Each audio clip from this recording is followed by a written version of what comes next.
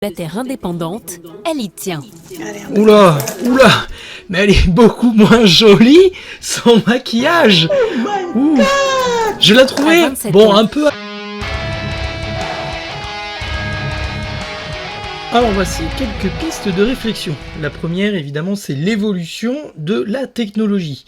Il n'y a aujourd'hui plus besoin d'être en couple. Je m'explique, avant, les couples étaient plutôt traditionnels, la femme a l'intendance et l'homme travaillaient pour la calorie.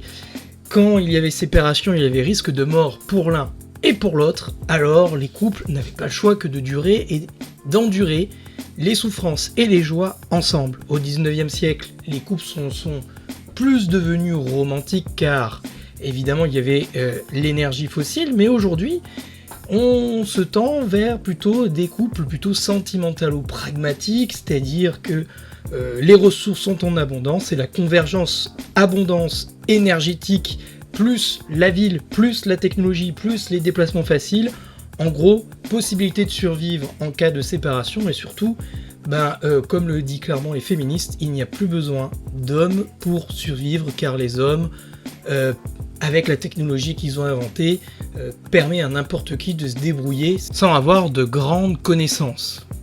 Le deuxième point rejoint le premier, c'est la destruction de la famille. De plus en plus de familles sont monoparentales. La femme initie 70% des divorces à peu près, souvent pour des raisons qui sont très égoïstes et oublie que derrière il y a des enfants. Et par conséquent, souvent la femme est récompensée pour s'être séparée de son homme ou avoir divorcé par la justice, obtiennent des pensions alimentaires et les enfants grandissent souvent sans figure paternelle. Sans figure paternelle, les enfants sont en délicatesse sur les repères, sur la tradition, sur le respect des valeurs et des règles, et donc du coup ces enfants qui deviennent des adultes sont souvent en proie à des difficultés en termes de stabilité émotionnelle. Et en plus, la vision de l'homme est souvent très dégradée chez les femmes qui ont quitté leur compagnon. Point numéro 3, le féminisme est convaincu que l'homme était un prédateur et qu'il servait à rien. Et ça, rien de mieux qu'une vidéo avec une étude sur l'ours et l'homme pour vous le prouver. T'es perdu dans une forêt, préférez être avec un homme ou un ours? Je pense l'ours. Pourquoi? Je sais pas, au pire il me tient chaud. Un homme? Pourquoi? L'ours il va me bouffer. Non, enfin, je sais pas. Non, il y en a qui pourraient répondre à un ours. Ça dépend quel homme en fait, je pense. Ouais. Je précise pas, donc à vous de choisir. Avec un ours. Avec un ours? Au moins je peux me cacher. Ouais, c'est vrai. Avec un homme. Avec un homme, sans hésitation? Sans hésitation. Ça dépend de l'homme. C'est pas précisé. Ça dépend de l'ours aussi. Avec rien du tout. J'ai cherché. Si je te dis juste un ours ou un homme, comme ça tu dirais quoi? Oui, hélas, c'est exactement ce que vous avez vu, je suis décontenancé. Point numéro 4, c'est les réseaux sociaux. Et oui, si avant les femmes pouvaient se plaindre effectivement d'avoir des normes de beauté, aujourd'hui, elle n'en a pas l'exclusivité, car aujourd'hui, on demande à l'homme d'être riche, d'avoir le six-pack, de faire 1m80, etc., etc. Bref, les réseaux sociaux ont amené une vision idéale des couples, des standards de beauté, et les algorithmes sont créés pour rendre accros les individus aux réseaux sociaux, pour qu'ils deviennent malheureux, et on n'oublie pas que le capitalisme, justement, capitalise sur le malheur des uns et des autres, car ça fait vendre, et la vision du coup des couples et des hommes et des femmes est complètement déformée. Point numéro 5, c'est la contraception. Alors évidemment, sur le papier, la contraception, c'est plutôt une avancée. Et c'est pas mal. Sauf que la conséquence cachée de la contraception, même si on ne la remet pas du tout en cause, c'est que les femmes sont devenues largement plus volatiles sexuellement.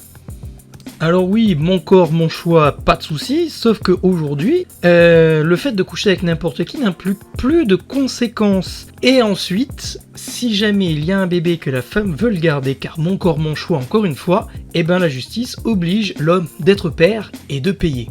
Et pour finir, la technologie, on le sait, l'addiction, le dérèglement de la dopamine, détruit les neurones du cortex cérébral, ce qui amène évidemment à une destruction de l'empathie. Les gens ne savent plus connecter les uns aux autres, ils ne savent plus communiquer, et donc forcément, pour pouvoir avoir des relations sexuelles et amoureuses avec le sexe opposé, il faut savoir communiquer et faire preuve d'empathie.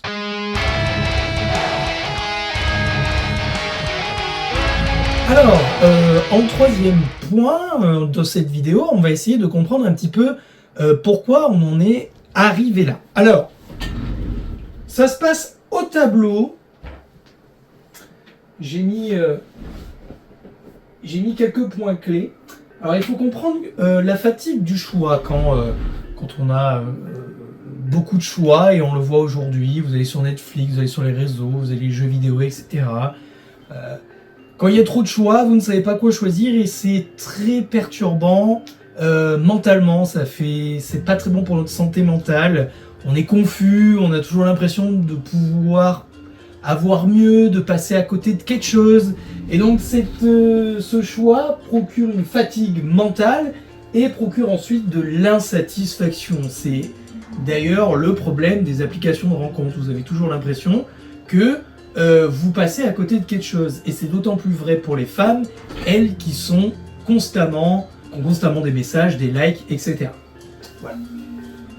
L'estime de soi des hommes, en tout cas de la majorité des hommes, est en chute libre. Et on sait que, d'après les dernières études scientifiques, que quand l'homme a une faible estime de lui-même, il ne drague plus, il devient un peu creepy, c'est l'homme qu'on n'a pas, qui plaît pas aux yeux des femmes. Et malheureusement, ça concerne 80-85% des hommes actuellement. Mais caché derrière un écran, il n'y a plus la peur du rejet. Qu'est-ce qu'on fait ? On envoie des messages et des likes car ça ne coûte rien au final.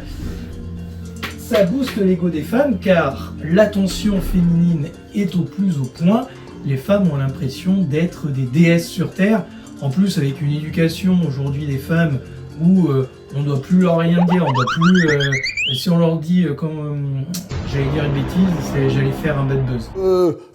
Plus rien leur dire, on leur a jamais dit non en fait. Aujourd'hui, avec le féminisme, c'est let's go girl, on y va, vous pouvez faire ce que vous voulez, c'est en pouvoir, on coucher avec n'importe qui, ce que vous voulez, bref, on leur dit plus jamais non. Le problème, c'est que ça nourrit pas l'estime de soi, mais l'ego des femmes, et quand le mur arrive ou quand il y a des déceptions amoureuses, souvent des traits toxiques, des traumas apparaissent. On en revient du coup juste au point suivant, c'est que du coup le miroir dans lequel les femmes se regardent est relativement déformant. C'est-à-dire que c'est un peu comme les hommes et les jeux vidéo, ceux qui sont accros aux jeux vidéo. Il y a une trop grande différence entre ce qui se passe dans la vraie vie et ce qui se passe dans un monde plus ou moins virtuel. C'est-à-dire que déjà, les amis des femmes sont en fait le pire ennemi des femmes elles-mêmes. Elles se tirent dans les pattes, parlent dans le dos et sont toujours dans un déni, comme par exemple le body positive ou la grossophobie, où on est capable de dire à une femme « Mais non, tu fais 120 kilos, mais qu'est-ce que t'es belle, si on te dit que t'es grosse, c'est que vraiment... ils ont rien compris, ils ont qu'à aller voir ailleurs. Non, tu es grosse et malade, et non, tu ne plais pas aux hommes quand tu es comme ça. Mais je pense que tu pensais pas que j'allais dire ces choses-là. Et le problème, c'est que les femmes ne savent pas dire les choses. Miroir, déformant, ça provoque du déni, et ça vient avoir un impact sur la santé mentale des gens. Alors, ça existe aussi chez les hommes, mais en général, les hommes sont beaucoup plus frontaux dans leur communication. Et alors c'est pas toujours fait bien comme il faut, hein. La plupart des hommes sont pas experts en communication, hein, mais en tout cas il y a beaucoup moins de blabla. La dérégulation dopaminergique, j'en ai parlé tout à l'heure dans la vidéo, mais le fait d'être par les réseaux, les likes, on est constamment happé par des petits boosts de dopamine, et ces boosts de dopamine on en devient au bout d'un moment accro. Et si bien que les actions que l'on fait, des traits toxiques que l'on développe, est là pour justement réavoir ces boosts dopaminergiques. Car la dopamine, c'est un stimulant puissant qui nous rend heureux. Et donc on a tout le temps envie de se sentir comme ça. Et notre cerveau, il en devient très vite accro. Or, la stimulation dopaminergique à trop haut niveau et surtout de façon irrégulière, ce que provoquent énormément les applis de rencontre, ainsi que les réseaux sociaux. Qu'est-ce qui se passe ? Ça vient désensibiliser les neurones dopaminergiques, ce qui fait que on devient insensible à la dopamine, donc on en demande encore plus. Et l'excès de dopamine amène Intolérance à la frustration, ça amène du coup des comportements impulsifs, destruction de l'empathie. On remarque que les femmes modernes sont très peu empathiques aujourd'hui, surtout vis-à-vis des hommes. Et malheureusement, dans une relation amoureuse, c'est une catastrophe de ne pas faire preuve d'empathie. Je n'oublie pas que les hommes, surtout les jeunes garçons qui jouent énormément aux jeux vidéo violents avant l'âge, développent aussi des comportements antipathiques et psychopathes. Alors psychopathe, ça reste une maladie, on est bien d'accord, mais dans les écoles, je vois beaucoup des comportements antipathiques de la part des jeunes garçons. Donc, vous comprenez, que ça soit de l'un ou de l'autre, manque d'empathie, vous ne pouvez pas avoir une connexion réelle et des relations amoureuses de qualité. Donc, la dérégulation dopaminergique amène la destruction des neurones du cortex cérébral et donc de grosses défaillances dans la communication envers les uns et les autres et des comportements du coup qui arrivent qui sont relativement toxiques. L'augmentation du body count féminin et justement la baisse aussi du body count masculin pour la majorité amène, et c'est pas moi qui le dis, mais les études scientifiques disent que l'attachement et l'instabilité émotionnelle arrivent par un niveau élevé de rapports sexuels avec un différent partenaire. C'est aussi valable pour les hommes que pour les femmes. C'est un peu plus touché pour les femmes. Voilà. C'est la psychologie qui fait ça. Du coup, les hommes qui perdent beaucoup dans le mariage, très simple, pourquoi ils demandent le nombre de partenaires parce que tout simplement, une femme aura beaucoup plus de mal à s'attacher. En général, attention, c'est pas tout le monde pareil, en général, et donc du coup ils n'ont pas envie de tomber dans une relation où ils vont payer de leur propre poche. Les femmes choisissent toujours les mêmes hommes, ce qui conditionne la vision des hommes, ce qui conditionne une certaine vision des hommes. Donc on parle d'hommes capables sur les réseaux, les trends qui ont été repris par rapport à ça. Et malheureusement, ça devient, les hommes c'est tous les mêmes, c'est tous des connards. Et la réalité, c'est que les femmes ne choisissent qu'un top 5%, 10%. Dans la vraie vie, c'est plus un top 20%. Et ce qui fait que, vous êtes attirés par toujours les mêmes traits et qui sont des traits relativement toxiques. Beaucoup de femmes ont eu des témoignages qui, quand elles se sont mariées avec leurs meilleurs amis, ça a été une de leurs meilleures relations. C'est pas le cas à 100%, mais on n'oublie pas qu'une relation amoureuse, on doit être, entre guillemets, un peu amis. Alors l'amitié est différente de l'amour, attention, l'amitié n'est pas une version dégradée de l'amour. C'est une amitié plus, qu'on soit bien d'accord, il faut qu'il y ait de la séduction. Ça veut dire que 5-10% des hommes se constituent aujourd'hui un harem de femmes, et beaucoup de femmes préfèrent être la 5e ou la 6e femme d'un homme qui a le choix, qui est puissant, qui est beau, qui est grand, qui est musclé et qui est riche, plutôt que d'être la princesse d'un homme moyen. Et c'est ce qui crée malheureusement cette frustration, et les femmes arrivées à 30-40 ans se retrouvent à un déficit physique par rapport à leurs 20 ans, et c'est normal, on vieillit tous. Le souci, c'est que du coup, elles se retrouvent frustrées parce qu'elles ont confondu, par exemple, s'il y a un DM de footballeur, de joueur de Ligue 2 qui vient les DM, elles se sont faites prises un peu pour une conne parce qu'elles se font baiser, mais pas mises en relation. Et arrivées à 30-40 ans, ces hommes-là ne les contactent plus, les hommes ne sont plus attirés par ces femmes-là. Et du coup, elles se retrouvent à naviguer avec l'homme moyen, qui a aujourd'hui peu d'expérience, et elles se retrouvent frustrées parce que ça ne lui apporte pas ce qu'elle veut. Et malheureusement, ce que les femmes actuelles veulent, ça n'existe pas dans un homme, ou alors ça ne concerne que 0,1% ou 1%, et il faudrait faire partie du top 1% pour y avoir accès. En gros, les applications et la technologie telle qu'on l'utilise aujourd'hui dans un usage excessif n'amèneront que des points négatifs. La technologie doit être utilisée avec parcimonie et surtout en réduisant les attentes, car personne n'est parfait.